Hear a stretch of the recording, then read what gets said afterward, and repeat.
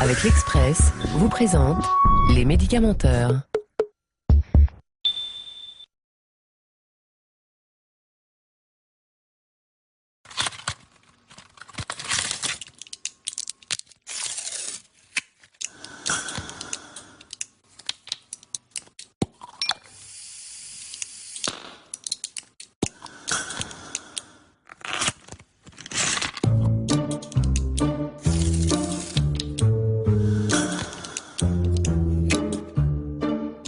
Le médicament.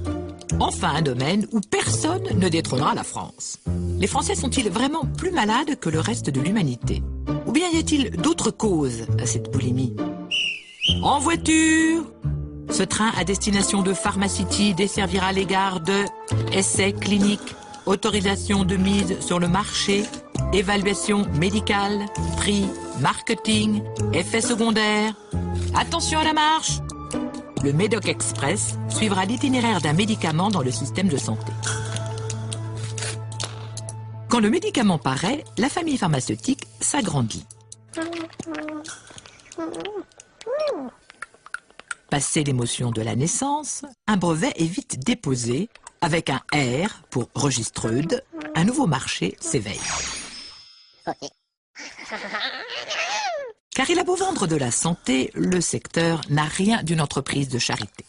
Il sauve des vies, c'est vrai. Mais dans industrie pharmaceutique, il y a industrie.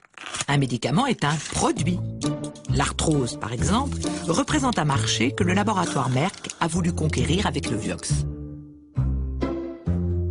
Mais le 30 septembre 2004, 5 ans après son lancement, le laboratoire retire brutalement le Vioxx du marché. Le médicament provoque des effets secondaires graves, voire mortels. Martine Forlini avait mal au dos. Elle a ingurgité du Vioxx pendant 3 ans. Peu après le retrait, elle se retrouve à l'hôpital. J'ai fait un accident vasculaire. On s'en est pas rendu compte. J'en ai fait un autre en janvier 2005, le 16 janvier. J'en ai fait un troisième le 21 janvier 2005. J'ai tout un côté qui est, pour ainsi dire, paralysé. Je ne peux plus me servir du bras gauche. Pendant 18 mois, j'ai fait des séances d'orthophonie parce que je ne pouvais plus parler. Du moins, je parlais très très mal. Aujourd'hui, j'ai toujours très très mal au dos. Voilà. Et donc, maintenant, je dois vivre avec, faire avec.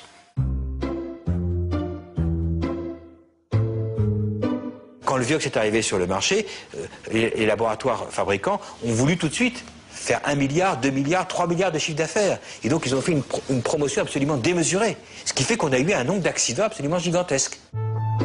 Comment le Vioxx a-t-il pu se trouver un jour dans les pharmacies? Avant de vendre leurs nouveautés, les laboratoires sont pourtant censés mener des essais cliniques. C'est-à-dire étudier leur efficacité et leurs effets secondaires sur les gens.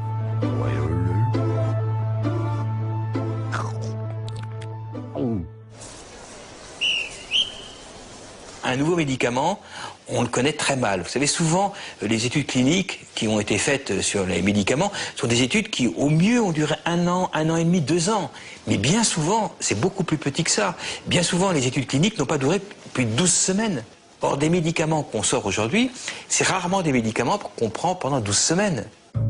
Dès l'an 2000, Prescrire, la revue médicale française qui ne vit pas de la publicité des laboratoires, doutait du Vioxx. Pour elle, Merck n'avait pas assez étudié les risques d'accident cardiaque. Pour nous, c'était prudent de ne pas se servir de ce médicament-là, de continuer à faire confiance à des plus anciens, dont on connaissait mieux les inconvénients. En 2001, les accidents cardiovasculaires sont révélés dans une étude appelée Vigor. Mais l'Agence française de sécurité sanitaire des produits de santé décide qu'il est urgent d'attendre. Le Vioxx est toujours prescrit. Les risques éventuels qui apparaissent déjà dans Vigor peut-être auraient pu être explorés plus activement. Un affreux soupçon pèse sur la maison Merck. Elle aurait manipulé les résultats de ses essais cliniques. Un soupçon qui jette le doute sur l'ensemble des essais menés par les laboratoires. Aujourd'hui, il arrive que 40, 50 pays soient inclus dans un essai. Mais dans ces pays, qui va prendre en charge le recrutement des malades et le suivi? Eh bien, on va recruter des médecins de base qui n'ont aucune qualification particulière, et chacun va suivre 2, 3, 4 malades. Et à la fin, on aura nos 2000 malades. Tout ça va être centralisé au niveau du laboratoire central de l'entreprise industrielle. Et on va traiter les résultats. Et c'est là où on sait très bien comment sont traités les résultats. À savoir que le nombre de dossiers est considérable, où on sait et on a la preuve que les résultats qui gênent, on n'en parle plus. Je vous assure que ça se passe comme ça. On n'y croit pas au début, mais c'est absolument incroyable. C'est de la prestidigitation. Le président du lobby des laboratoires, lui, ne se voit pas du tout en magicien. Il faut avoir à l'esprit que les études cliniques ne sont pas conduites n'importe comment par les entreprises pharmaceutiques. Tout est fait d'abord pour protéger les patients, ça c'est un point extrêmement important, et tout est fait également pour obtenir des données, obtenir une évaluation qui soit la plus rigoureuse, la plus scientifiquement incontestable. Sauf qu'aux États-Unis, c'est également incontestable, plus de 100 000 accidents cardiovasculaires et 30 000 morts sont imputés au Vioxx. Le laboratoire Merck prévoit 5 milliards de dollars pour indemniser les victimes. La firme a refusé de nous accorder un entretien. Pour ce qui est de la France, difficile d'obtenir des chiffres. Je pense que dire qu'environ 1000 effets indésirables peut être un chiffre raisonnable. Le bilan officiel s'élève en fait à 32 morts. Mais on ne connaîtra jamais les véritables dégâts du Vioxx. L'agence n'a pas compté, ni même suivi les victimes, comme Martine Forlini, après le retrait du Vioxx. Si je n'achète pas la presse pour le lire, personne ne m'en parle. Aucun médecin. Aussi bien où j'étais hospitalisée, on ne reconnaît même pas que c'est dû à ce médicament. Attendez, il n'y a jamais rien en France. Les structures de contrôle, de pharmacovigilance sont peu actives, quasiment secrètes. Officiellement, elles doivent mettre leur rapport, mais ce sont toujours des résumés de rapports. Et lorsque vous voulez des détails, il n'y a que les détails qui comptent pour se faire une idée. C'est pas de regarder les conclusions de la commission, c'est de regarder sur quoi elle s'est fondée pour prendre sa décision. Ça, vous ne pouvez pas les obtenir. Estomaqué par cette affaire, François Autain, sénateur et médecin, réclame une commission d'enquête sur le circuit du médicament. J'aurais souhaité effectivement une commission d'enquête, je l'ai demandé, mais j'ai le sentiment que mes collègues de la majorité sénatoriale ne souhaitaient pas qu'on pousse nos investigations trop loin. Je ne sais pas pour quelle raison, mais il m'a semblé, peut-être me trompe-je. François Autain obtient quand même la mise en place d'une mission d'information dont le rapport est enterré en juin 2006, illico presto. On a appris ce dont, malheureusement, je me doutais, ce que je craignais, c'est que l'industrie pharmaceutique exerce sur la communauté médicale au sens large et les autorités sanitaires de notre pays une emprise qui, évidemment, porte atteinte à leur indépendance. Allez-y. 1 et 2 et 3 et 4 et 5 et 6 et 7 et 8 et 9 et 10 et 11 et... Mais aujourd'hui, avec Julieta, Amélie, le laboratoire Amélie, ouvre... Derrière, j'ai un caramel du diabète de type 2. Chaque année, l'industrie pharmaceutique régale les médecins au MEDEC, le salon des généralistes. Libérer la médecine de l'emprise de l'industrie, voilà en toute simplicité l'ambition du collectif de médecins indépendants de Philippe Foucras, le Formindep.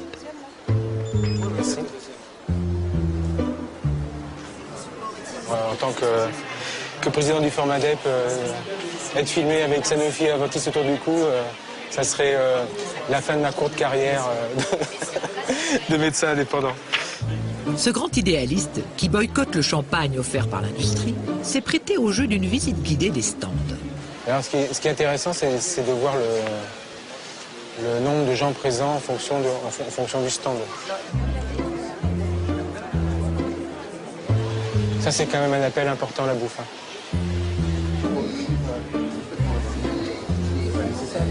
Voilà, très bien. Je lui donne le ciseau. Voilà, je pense. Oui, vous lui présentez. Particularité locale. La perspective de notre action est donc clairement tracée.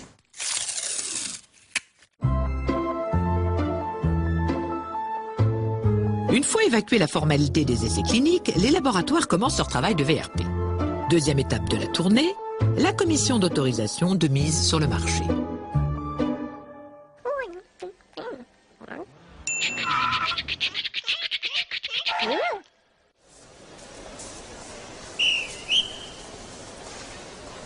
L'autorisation de mise sur le marché, si on écoute bien les mots, c'est autorisation de mise sur le marché. La priorité, c'est le marché. Et la question qui est posée aux autorités administratives et par la firme, c'est est-ce que je peux aller sur le marché, me rémunérer? Eh bien, il n'y a pas question sanitaire là-dedans, il n'y a pas question de progrès, il n'y a pas question de thérapeutique, il est question de marché. La première priorité, si je peux dire, c'est la régulation du marché et la santé des firmes pharmaceutiques, pas la santé des gens. Jusqu'à l'âge de 50 ou 55 ans, j'ai vécu dans l'illusion ou la naïveté, sans rien comprendre à l'organisation du marché des médicaments. Et il a fallu que je sois choisi pour des raisons qui ne me paraissent pas claires comme membre de la commission d'autorisation des médicaments au ministère de la Santé, pour découvrir comment se passaient les choses dans les coulisses. Et je vous assure que ça a été une révélation. Alors, commission d'autorisation de mise sur le marché des médicaments, réunion du 6 décembre. Résumé, le résumé il fait 4 lignes. Les dossiers ont été présentés. Ces dossiers en cours d'évaluation ne peuvent être rendus publics. Eh bien, comme ça, on risque pas de savoir grand-chose. Voilà. Les conclusions et motivations seront disponibles quand ce sera terminé. Donc, on n'a pas appris grand-chose. Genre manque de bois, c'est bien quand même. Le budget de l'agence se nourrit à 80% des taxes que lui versent les laboratoires. Un mode de financement qui, d'après le Sénat, porte atteinte à son indépendance. Dans la foulée, les rapporteurs ont épinglé l'opacité du petit monde des experts scientifiques.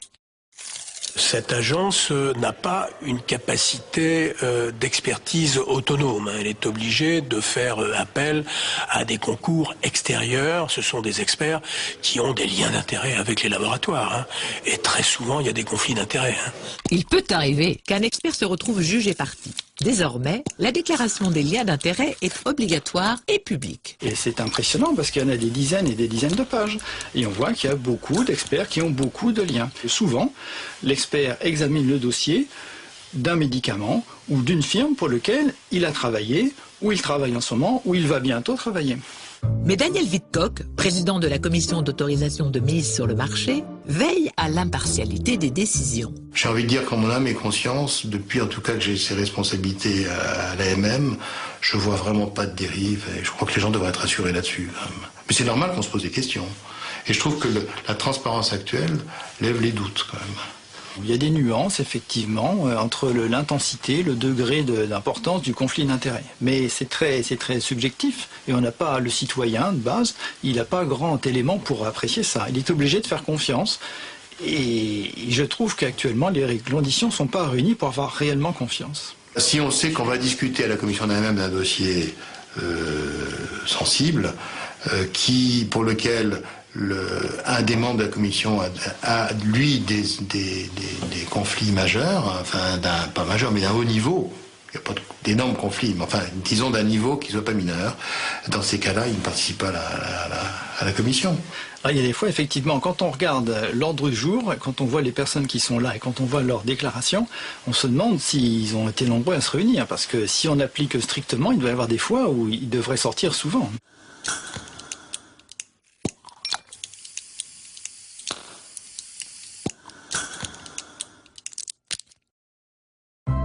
Consultants, chargés d'essais cliniques ou encore actionnaires, 67% des experts que consulte l'agence sont liés à l'industrie pharmaceutique.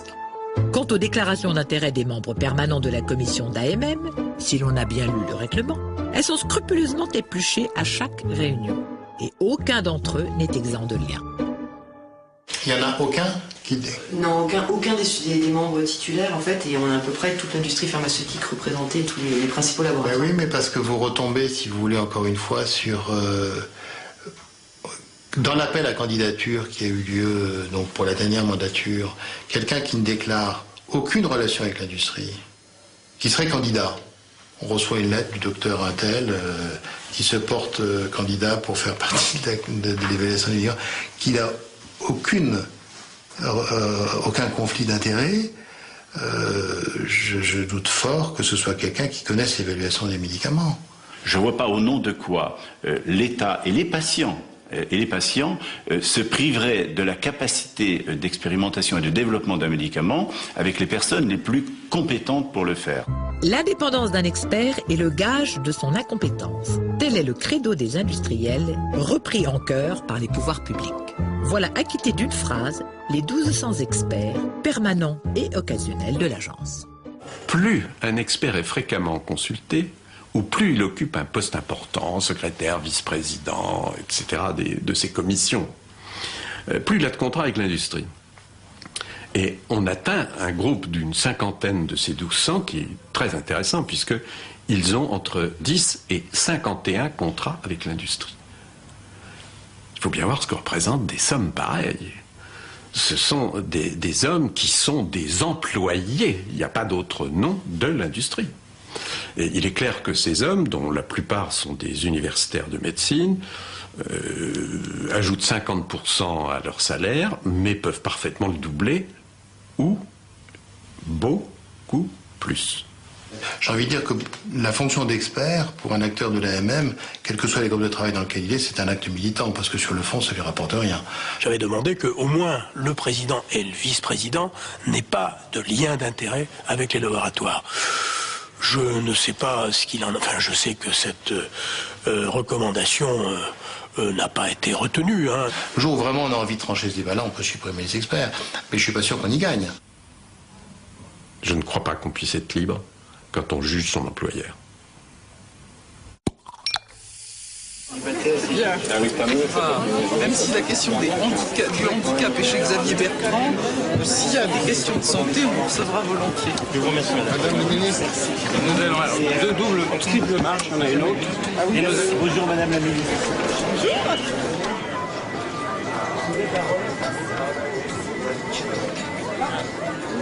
La connivence entre l'agence et les laboratoires existe et porte atteinte à l'indépendance des avis qui sont rendus concernant ces médicaments. Ceci explique peut-être cela. 95% des médicaments obtiennent le feu vert.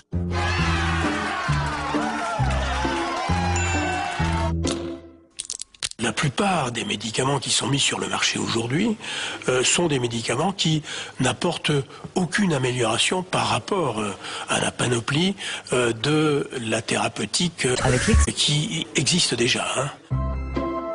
Troisième étape dans le parcours du combattant, enfin dans la promenade de santé des laboratoires. La Haute Autorité de Santé, ou HAS. Là, on s'interroge enfin sur le progrès que les nouveaux médicaments apportent par rapport à ceux qui existent. C'est l'évaluation de l'amélioration du service médical rendu, ou dans le jargon ASMR. Les médicaments sont notés de 1 pour les meilleurs à 5 pour les plus mauvais, qui arrivent à la HAS, la valise presque vide. Oups.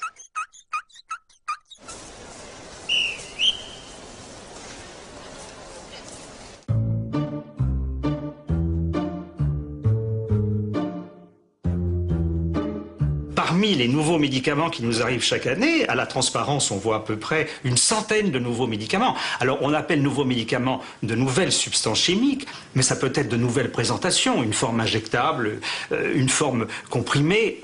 Donc, nouveaux médicaments en général, une centaine. En effet, ceux qui représentent une vraie révolution thérapeutique se comptent sur les doigts d'une main, bien sûr. Les progrès thérapeutiques sont constants parce que le niveau d'ASMR 1 et le niveau d'ASMR 2 que vous soulignez restent constants depuis plusieurs années. Donc, ils signent la capacité de l'industrie de médicaments d'apporter en permanence de l'innovation. Une permanence de l'innovation qui stagne à 5% des médicaments évalués en 2007. Alors, qu'est-ce que je mets là? Pourquoi tu... Les cancres, eux, forment le gros de la classe thérapeutique avec 83% des nouveaux médicaments mis sur le marché. Alors ça, c'est préoccupant et c'est le reflet que il y a, comme on dit, une panne de l'innovation dans le domaine du médicament. C'est une industrie d'innovation. C'est une industrie de progrès, c'est une industrie de vie. On peut la voir très blanche, elle se voit comme ça, avec sincérité qui plus est. On peut la voir très noire aussi, compte tenu de tous les accidents qui se produisent et du désintérêt extraordinaire qu'elle marque pour les véritables problèmes de santé publique. Ce qui intéresse l'industrie, c'est d'avoir au moins 20 ou 25% de retour sur investissement à la fin de l'année. C'est donc la taille du marché. Le rêve absolu de tous les laboratoires, c'est le blockbuster, ce genre de médicament jackpot et planétaire qui rapporte au moins $1 milliard par an. Comme le Plavix du groupe français Sanofi Aventis, deuxième médicament le plus prescrit dans le monde. Vendu en France 59 € la boîte, c'est le plus cher pour la Sécu. Une bagatelle de 401 millions d'euros de remboursement en 2006.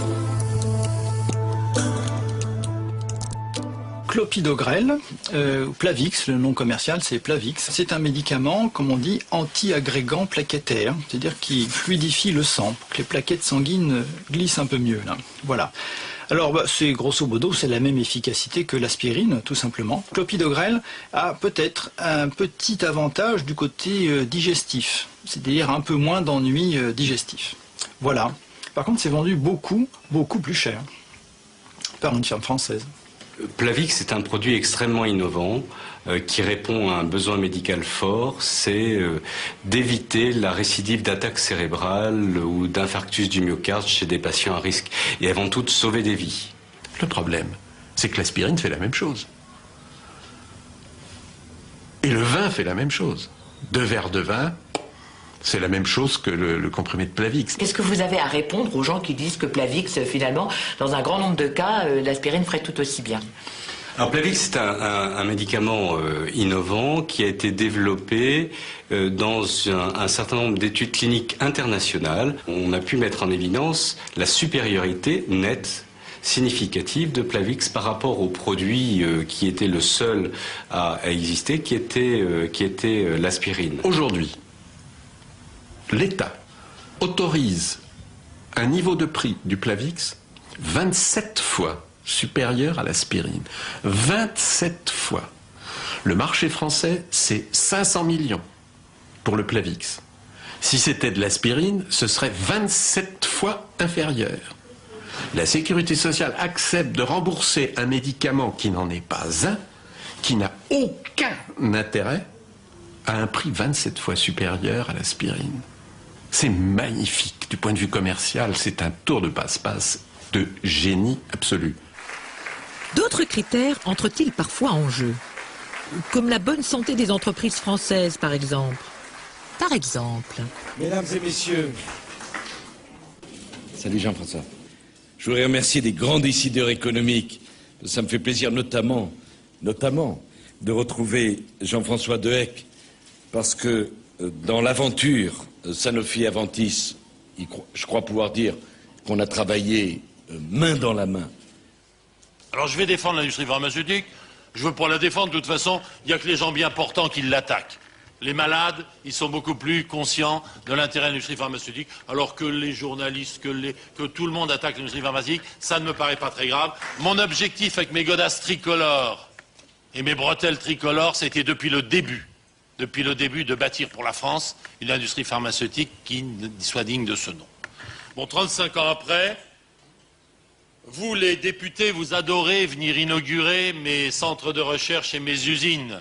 J'aimerais que vous en souveniez un peu quand vous êtes assis à l'Assemblée nationale et quand vous votez les lois. Cette question sur la préférence française, hein, je crois que c'est, pardonnez-moi, mais c'est un fantasme. C'est vraiment un fantasme. La Commission de la transparence ne se soucie absolument pas de la nationalité de la firme qui présente un produit à son évaluation. Tout le monde est là? J'ai l'impression. Bien. Allez, s'il vous plaît.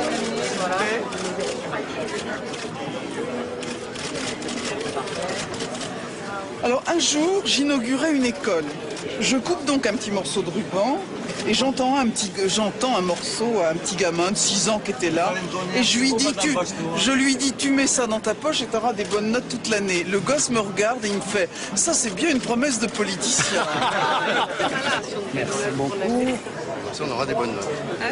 Et comme ça vous aurez des bonnes notes pour l'année. Voilà.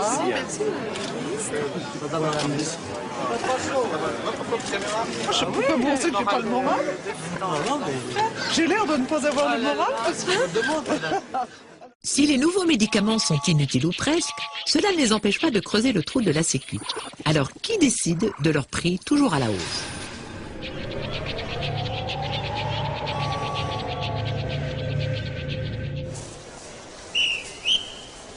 C'est le comité donc économique des produits de santé.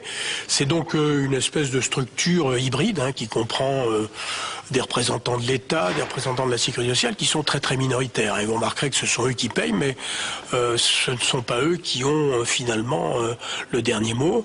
Et c'est donc une structure qui fixe le prix du médicament après l'avoir négocié avec les laboratoires, encore que cette négociation existe que pour certains types de médicaments, parce que pour les médicaments les plus efficaces, il n'y a pas de négociation. Le prix du laboratoire est automatiquement celui du comité.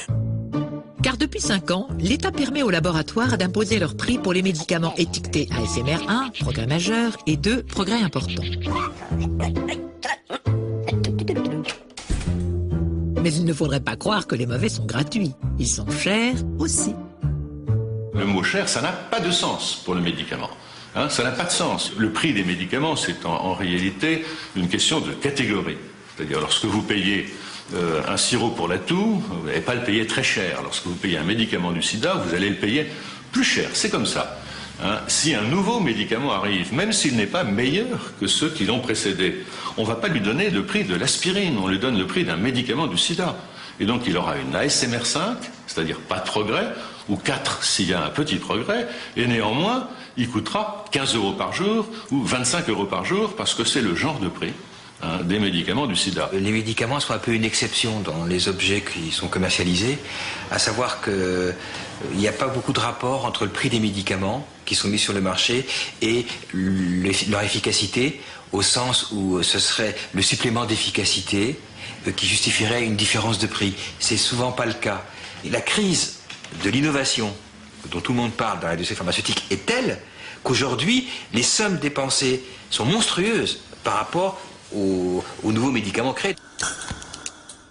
Mais je voudrais que l'on n'oublie pas que les entreprises sont des entreprises, que la recherche, que le développement d'un nouveau médicament, ça demande 800 millions d'euros, et il faut bien qu'à un moment donné, cette entreprise retrouve le retour sur ses investissements. Alors, ce qu'on pourrait dire à l'industrie pharmaceutique, c'est si vous demandez des prix qui correspondent aux investissements que vous avez faits, dans ce cadre-là, ça donnerait un droit aux consommateurs, aux usagers, au pouvoir public, de se mêler de la recherche que vous faites. Cet argument, il est un peu... je suis toujours surpris que l'industrie pharmaceutique l'emploie, parce qu'il justifierait que du coup, on se mêle de ces affaires beaucoup plus. Or, l'industrie pharmaceutique ne veut surtout pas qu'on se mêle de ces affaires. Et on comprend pourquoi. Voir l'histoire du Mopral du laboratoire AstraZeneca. Il était une fois un médicament fort utile contre l'ulcère et le reflux gastrique. Le Mopral. Hélas, le 14 avril 2004, à minuit 1, le brevet tombait dans le domaine public et son générique, fabriqué à l'étranger, franchissait nos frontières par camions entiers.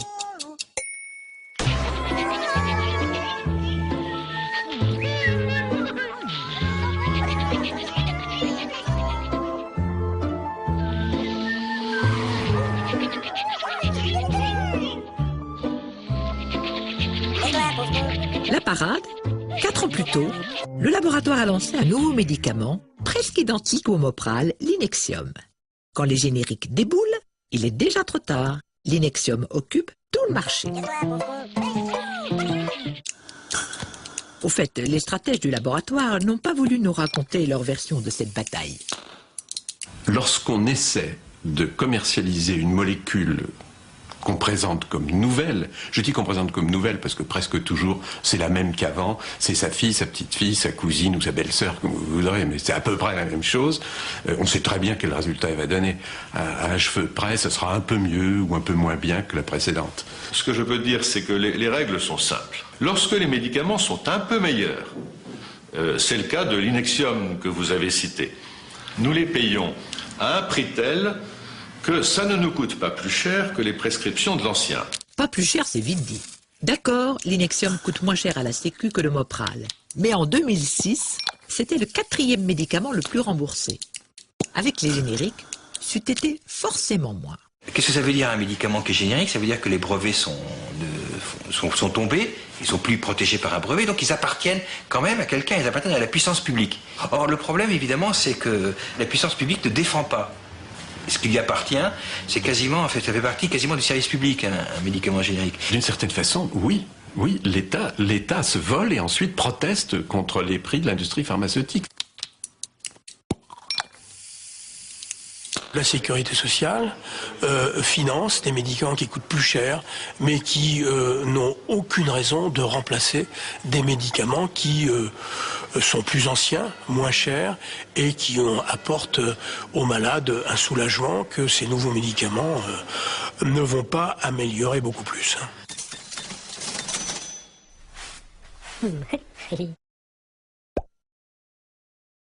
On voit bien, tout en bout de chaîne, la marge de manœuvre plus que limitée de l'assurance maladie. À part donner le taux de remboursement et rembourser, rembourser, rembourser, même en remboursant de moins en moins bien et en déremboursant, ça fait quand même la coquette somme de 20 milliards d'euros en 2007. Aujourd'hui, les laboratoires qui sont confrontés à une crise de la recherche, puisqu'ils ne trouvent plus rien, quoi. Donc ils sont bien obligés de compenser ce tarissement de produits vraiment révolutionnaires par un effort sur le marketing.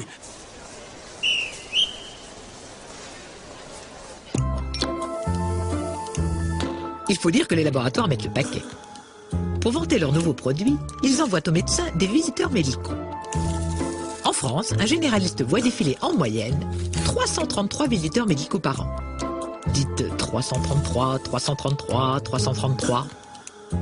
Bref, l'industrie investit 25 000 euros par toubib et par an. Rien n'est laissé au hasard. La majorité des médecins sont des hommes, les 3/4 des visiteurs médicaux sont des visiteuses.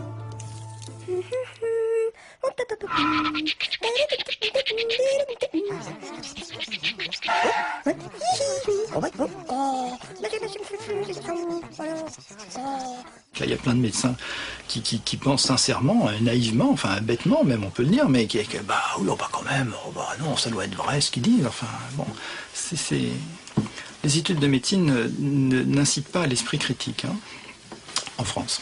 Un visiteur médical, c'est un monsieur qui a été formé par un laboratoire autour d'un produit sur lequel il a beaucoup travaillé. On lui a appris à répondre à toutes les questions.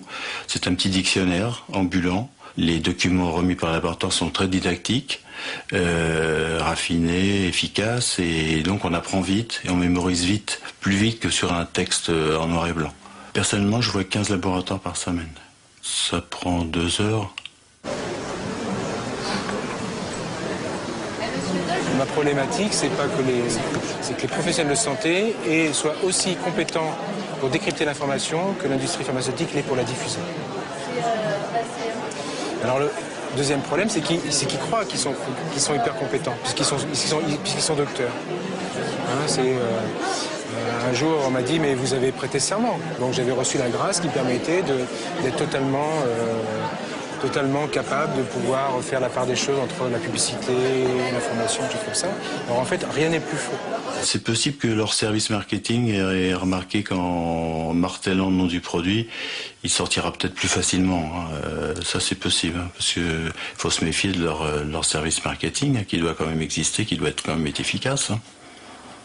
Donc de ce côté-là, peut-être que au niveau du cerveau, il y a des trajets qui font qu'on prescrit plus peut-être. Pas sûr. Ça ne vous dérange pas d'être un maillon de cette chaîne de l'économie d'un laboratoire? Non, moi ce qui m'intéresse, c'est l'intérêt du produit. Si le produit est intéressant, je suis content de savoir rapidement qu'il est intéressant, de façon à l'utiliser rapidement. Et donc, mon intérêt va dans le même sens que le laboratoire. Le rôle de la visite médicale, c'est un rôle d'information, d'éducation du médecin sur le produit lui-même. Le but d'un laboratoire, c'est avant tout de vendre ses médicaments. Et pour le rappeler aux médecins, rien de tel que des petites attentions. De la babiole aux 5 étoiles, le tout est d'entretenir l'amitié. Karting, golf, découverte de truffes. J'arrive même plus à me souvenir de tout ce qu'on a pu faire.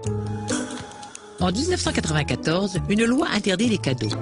Mais la loi ne suffit pas. L'État en remet donc une louche en 2004 avec une charte de la visite médicale.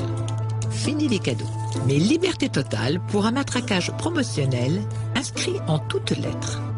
La visite médicale a pour objet d'assurer la promotion des médicaments et de contribuer au développement des entreprises du médicament. Je présentais personnellement un produit d'un traitement du cholestérol qui s'appelle le Taor. Il y a eu un concurrent qui est arrivé relativement récemment, 2004-2005, qui s'appelle le Crestor, d'un laboratoire concurrent, AstraZeneca. Quand ce médicament est sorti, la réaction de Pfizer a été de réunir l'ensemble des visiteurs médicaux. Avec qui nous a distribué à chacun une veste de treillis. Quand la réunion a commencé, la direction, marketing, vente est arrivée en jeep et elle habillée de pied en cap en treillis. C'est vous dire, on était dans la guerre et c'était le mot utilisé. On est dans la guerre. La première victime de cette guerre, c'est l'Union nationale des caisses d'assurance maladie. Ce que je peux vous dire, c'est que je constate que l'industrie du médicament fait bien son travail. C'est que de leur point de vue, ils font bien leur travail. Et ils sont très sourcilleux sur ce qui se passe. De leur point de vue. De leur point de vue. Ce sont donc de grands professionnels. Nous souhaitons être d'aussi grands professionnels pour ce qui est de notre responsabilité. C'est-à-dire que lorsqu'un médicament est prescrit de manière excessive, parce qu'il peut y avoir certaines pressions, etc., nous estimons que nous aussi, nous devons bien faire notre travail. Dans ce combat de David contre Goliath, l'assurance maladie a décidé d'utiliser à son tour l'arme de la visite en cabinet, la bonne parole comme antidote au matraquage. Vous savez qu'à l'assurance maladie, il y a des praticiens conseils, ils sont 2500, et nous avons développé ce que l'on appelle des entretiens confraternels, c'est-à-dire qu'on va rencontrer les médecins pour discuter avec eux de leurs prescriptions. Je crois qu'il y a 25 000 visiteurs médicaux dans notre pays, nous sommes 2500 praticiens conseils. C'est vrai qu'il y a derrière des opérations comme celle-là un problème de moyens. Car l'industrie pharmaceutique met 2 fois plus dans le marketing que dans la recherche. Résultat, l'essentiel des sources d'information des médecins provient de l'industrie. Elle concocte avec plaisir congrès et séminaires pour les toubibs. Tout comme elle se dévoue pour financer à 98% la formation continue obligatoire. Et 1,7 million de... Ça vous intéresse, la formation en ligne? Sûr. Ils sont dans une salle, on a simulé 6 médecins qui se parlent avec leur webcam. Et la Sanofi Aventis, bien sûr, c'est 100% service. Il n'y a rien de... On ne demande rien en échange. C'est pour faciliter la formation. Est-ce que les professionnels, les médecins experts que vous allez mobiliser comme ça vont dire au début, eh bien, je suis payé par Sanofi, je suis payé par comme ça? Il faut faire très attention. Parce que c'est la loi oui, qui oblige ça.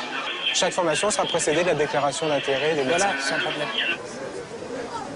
Responsable de formation, intervenant dans un congrès ou même invité au journal de 20 h, en théorie, tout médecin qui parle de médicaments en public doit déclarer ses liens d'intérêt avec l'industrie. C'est la loi. Je dois, conformément à la loi, dire que je n'ai aucun lien avec aucune entreprise de produits de santé. Aucun lien direct ou indirect d'aucune entreprise de produits de santé. Naturellement, ai-je besoin de le dire, je n'ai aucun lien d'intérêt avec l'industrie pharmaceutique. Je n'ai pas de conflit d'intérêt. Je n'ai aucun lien d'intérêt depuis une dizaine d'années avec l'industrie pharmaceutique. Je n'ai aucun conflit d'intérêt avec les firmes pharmaceutiques ou les firmes du domaine de la santé en général. Je suis et j'ai toujours été indépendant et totalement indépendant de l'industrie pharmaceutique et d'ailleurs de toute industrie. Et d'ailleurs, autant que je l'ai pu de tout le monde. Si je ne fais pas ça, on peut porter plainte contre moi à l'ordre des médecins. J'ai des conflits d'intérêts qui sont déclarés à l'agence, et donc je peux vous les lister, Bristol, Glaxo, Merck, j'en oublie d'autres. Bon, mais ça fait partie, disons, de mon exercice.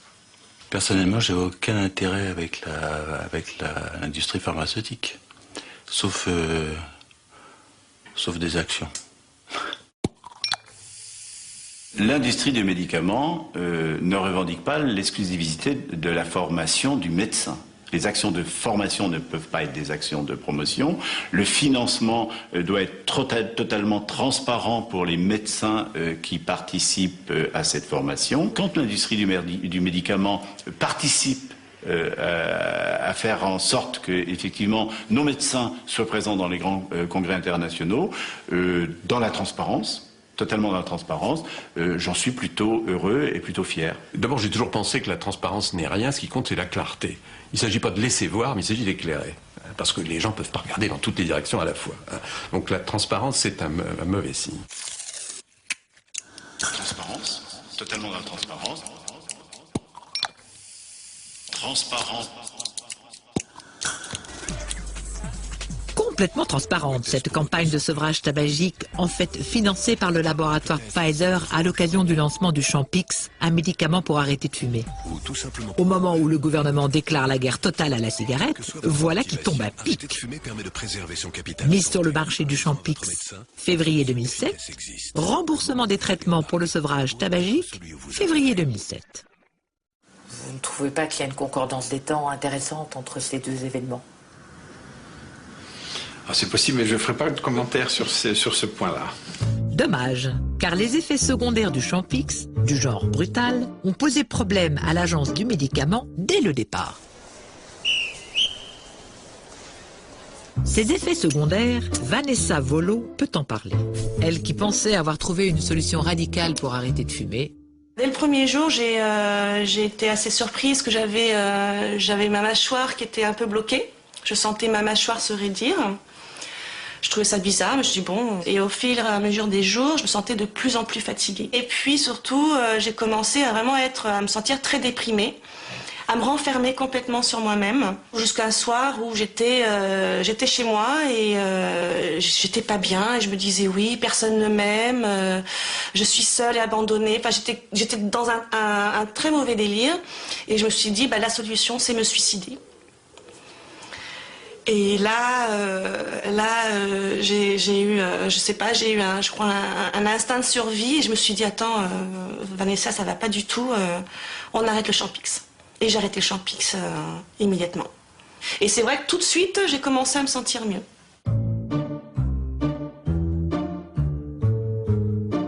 Un certain nombre de personnes avaient des troubles de l'humeur lorsqu'ils étaient sous Champix. Est-ce que vous pouvez développer troubles de l'humeur?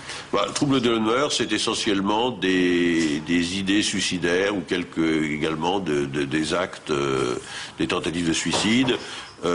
Mais il s'avère que d'une façon très significative, les fumeurs eux-mêmes ont ce type de comportement qui est supérieur aux populations courantes. J'avais déjà arrêté de fumer auparavant et bien au contraire, les fois où j'arrêtais de fumer, j'avais la super pêche.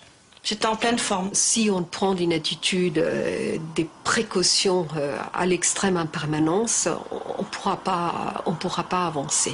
Quand j'ai arrêté le Champix, 2 ou 3 jours après, je me suis dit que j'avais servi de cobaye. Normalement, un médicament, c'est comme un médecin, on se repose dessus, on fait confiance. Et lorsqu'on octroie une AMM, on a vraiment fait la balance bénéfice-risque. On peut s'y tromper. Ça, je ne dis pas que ça n'arrive pas.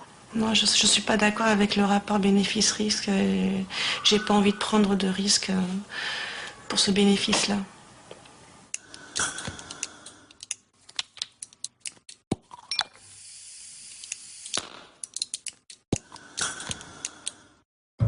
Depuis le début, l'agence suit attentivement le Champix avec un plan de gestion des risques dit PGR. Le but d'un PGR, confirmer ou infirmer la survenue des effets secondaires d'un médicament. Et pour le Champix, les effets psychiatriques se confirment. De plus en plus, maintenant, les médicaments pour lesquels on constate que l'évaluation n'a pas été suffisante et que normalement on ne devrait pas accorder l'autorisation de mise sur le marché. Cette autorisation est malgré tout accordée par la Commission dans la mesure où cette autorisation est assortie par un plan de gestion des risques. Ça permet effectivement de déculpabiliser les membres de la Commission Mais à mon sens, ça constitue un alibi, c'est une véritable mascarade. En plus des PGR, la panoplie du service après-vente comprend des études de pharmacovigilance. Mais seule 1 sur 10 arrive à son terme. Alors que les effets secondaires, tous médicaments confondus, représentent 40 000 cas chaque année en France. Depuis son lancement en 2006, l'agence surveille aussi l'Acomplia, un médicament contre l'obésité et le diabète fabriqué par Sanofi Aventis. Acomplia permet de réduire de façon significative le poids de ces patients et en même temps, et de façon indépendante, d'améliorer le taux de sucre dans le sang. Alors pourquoi une ASMR 4 ? C'est profondément injuste si c'est un si bon médicament. ASMR, c'est le A pour amélioration. Ouais. Amélioration par rapport à quoi? Eh bien par rapport à rien aujourd'hui, puisque aujourd'hui il n'y avait aucun médicament auquel on puisse se comparer. Ça aurait dû être une ASMR 1 alors. Les critères de l'HS aujourd'hui pour attribuer une ASMR majeure de niveau 1 sont ceux d'une réduction de la morbimortalité, donc une réduction des morts. Ni une, ni deux, ni trois non plus. En termes d'amélioration du service médical rendu, ce médicament innovant, à 76 € la boîte, ne réduit pas les morts, mais les kilos. Il permet d'en perdre 5 en moyenne et de les reprendre immédiatement après l'arrêt du traitement. Le progrès thérapeutique donné par la Commission à ce nouveau médicament a été 4 mineur. Ça veut dire que ça marche un tout petit peu mieux que quand on ne donne rien. Il ne me paraît pas que cette évaluation soit scandaleuse. Je crois qu'elle est plutôt rigoureuse. Depuis des années pourtant, Acomplia a été précédé de sa réputation d'arme fatale contre les kilos, de pilule miracle, promise à une longue carrière de blockbuster. Acomplia va arriver, Acomplia arrive, Acomplia est là, Acomplia est dans les pharmacies, ça y est, vous pouvez l'acheter. Bon, ça a duré pendant 2 mois, un espèce de pilonnage dans toute la presse, toujours sur un argument principal, c'est fascinant, un marché d'1 milliard de dollars va s'ouvrir. Mais rien ne se passe comme prévu pour Sanofi. Dépression, angoisse, des troubles de l'humeur inquiètent l'agence américaine du médicament, la FDA. Elle refuse carrément d'autoriser l'Acomplia aux États-Unis. Bye bye le marché des obèses américains. Ce n'est pas la première fois où un médicament a son autorisation de mise sur les marchés d'un côté de l'Atlantique et pas de l'autre, et avec des données, si vous voulez, sur le plan scientifique qui sont identiques, mais qui ont pu être analysées autrement. Qu'est-ce que c'est que ces médicaments qui sont bons d'un côté de l'Atlantique et qui sont mauvais de l'autre côté? Donc, il va falloir que les autorités de santé se mettent d'accord. C'est pas possible qu'on continue dans cette situation où on a l'impression, peut-être fausse, mais on a l'impression d'un certain laxisme en Europe par rapport aux États-Unis. Pire pour Sanofi. En France, Acomplia n'est autorisé que pour une catégorie de patients extrêmement limitée, les obèses diabétiques. Adieu, blockbuster à 3 milliards de dollars. La firme essaie aujourd'hui de sauver les meubles sur un marché rikiki. Ce document interne du 14 mars 2008, révélé par le Canard enchaîné, nous informe que la première des priorités pour 2008 est de neutraliser la presse grand public. Notre volonté, c'est de rappeler qu'Acomplia n'est pas une pilule miracle, que c'est un vrai médicament sérieux avec des indications extrêmement précises et des contre-indications extrêmement précises. Les articles élogieux datent d'il y a un sacré bout de temps quand même. Décrire Acomplia comme une pilule miracle, ça n'est pas élogieux, c'est dangereux. On voit le laboratoire menacé et le dos au mur. Et aujourd'hui, il livre un combat d'arrière-garde pour défendre une molécule dont l'avenir est terminé. Elle n'a aucune chance de se remettre de ces évaluations parce qu'à l'évidence, ces évaluations sont objectives, que ce médicament est au mieux un médicament mineur et que c'est pas là-dessus qu'on peut construire des marchés qui se chiffrent en milliards de dollars. À défaut de fièvre créatrice, pour produire des médicaments révolutionnaires, l'industrie ne manque pas d'inventivité à but lucratif. Construire des marchés qui se chiffrent en milliards de dollars, c'est son métier.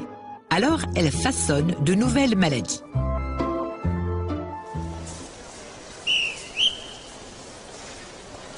D'abord, il faut que ce soit un traitement préventif, sous-entendu qui va durer toute la vie Et pour des gens qui ne sont pas malades, dont on pense seulement qu'ils pourraient éventuellement l'être, mais on n'a aucune certitude. Deuxièmement, que ça s'adresse à des maladies de gens riches, dans les pays riches. On ne va pas préparer des médicaments pour la Mauritanie. Troisièmement, il faudrait viser plusieurs maladies à la fois. Une seule, c'est tout petit. Au fond, les gens aujourd'hui ont soit plusieurs maladies, soit craignent de les avoir. Les gens bien portants sont des malades qui s'ignorent. L'idée ne date pas d'hier, le docteur Knock et avant lui Molière y avait déjà pensé. Les laboratoires présentent des processus normaux de l'existence comme des maladies, des maux rares, comme des épidémies. Face à des médias souvent réduits à l'état de caisse de résonance, ils n'ont aucun mal à transmettre leurs bonnes paroles. Un simple chagrin devient un épisode dépressif, un gamin plein de vie, un sujet atteint d'hyperactivité à potentiel criminogène.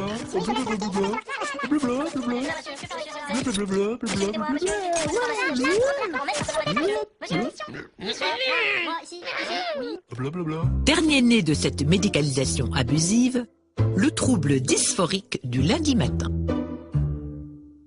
Le trouble dysphorique du lundi matin, le TDLM, est un problème majeur de santé publique. Il est caractérisé par un ensemble de symptômes qui ont pour caractéristique de survenir durant la matinée du premier jour de la semaine. On peut retenir par exemple les symptômes suivants: un manque d'énergie, une irritabilité, un repli social, une anxiété, un ptosis bilatéral, c'est-à-dire une difficulté à relever les paupières. Le facteur de risque essentiel consiste en l'exercice d'une activité professionnelle. En l'état actuel des connaissances, le traitement repose sur l'utilisation séquentielle hebdomadaire du dextromodifinal. C'est une molécule qui a été mise au point par le groupe pharmaceutique Bugs Bread & Green, commercialisé sous le nom de Starter. Le trouble dysphorique du lundi matin, en clair la flemme du début de semaine, n'existe pas. Enfin, pas encore. Le psychiatre Jean-Paul Richier l'a façonné pour rire.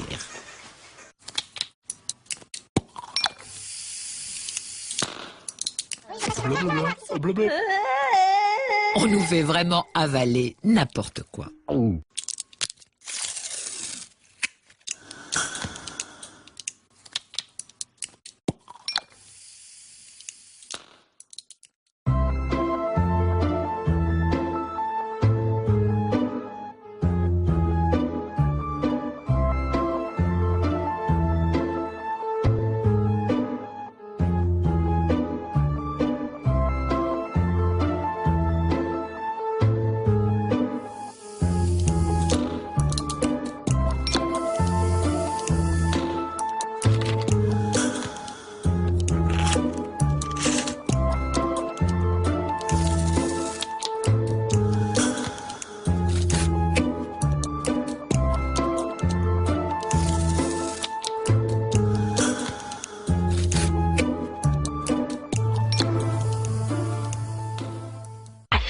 France 5, avec l'Express, vous a présenté Les Médicamenteurs.